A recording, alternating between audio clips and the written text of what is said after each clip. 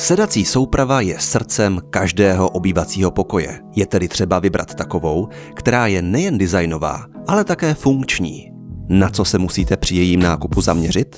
V první řadě je třeba uvědomit si, kdo a jak bude pohovku využívat. Máte malé děti či chlupaté mazlíčky? Často u vás přespávají kamarádi? Nebo potřebujete víc úložného prostoru? To vše musíte při výběru brát v potaz. Pojďme se nejprve podívat na typy sedaček. Pevné sedačky patří stále mezi favority. Na trhu najdete rohové varianty, které ocení především majitelé menších bytů či pohovky do U. Ty naopak potřebují dostatek prostoru, ale odvděčí se vám velkým počtem míst k sezení. Další možností jsou modulární sestavy. Jejichž jednotlivé díly si poskládáte přesně podle vašich představ.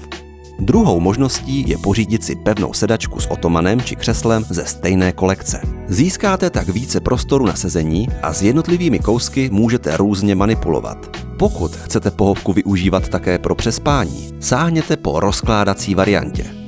Investujte do kousku s kvalitní matrací, vaše záda vám poděkují.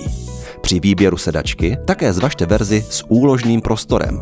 Ještě větší pohodlí vám zajistí pohovky s polohovatelným opěrákem. Třešničkou na dortu jsou pak sedačky s elektricky polohovatelnou opěrkou a podnožkou, které ovládáte stisknutím tlačítka. Kromě typu sedačky je třeba zaměřit se na typ čalounění a materiál konstrukce. Nejčastěji se používá dřevo či dřevotříska v kombinaci s kovem. Kovové konstrukce jsou pak běžné u pohovek rozkládacích. Co se týče potahů, vybírat můžeme mezi kůží, kvalitními látkami a koženkami.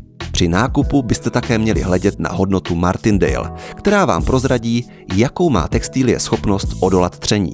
Čím je číslo větší, tím lépe.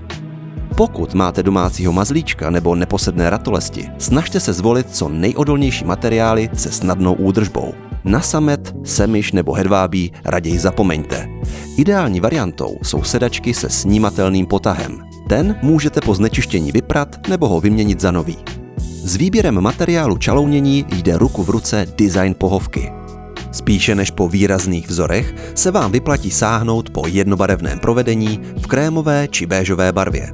Skvělé jsou i šedé a další tmavé odstíny, na kterých není tolik vidět běžné znečištění. Pokud budete chtít pohovku oživit, stačí vám k tomu jen několik polštářků nebo stylová deka. Potřebujete poradit s výběrem pohovky? Neváhejte navštívit náš showroom v pražském Karlíně, kde vám pomůžeme nejen s jejím výběrem, ale také s veškerým dalším nábytkem do obývacího pokoje, ložnice či kuchyně. Allax. Děláme bydlení hezčí. Už 30 let.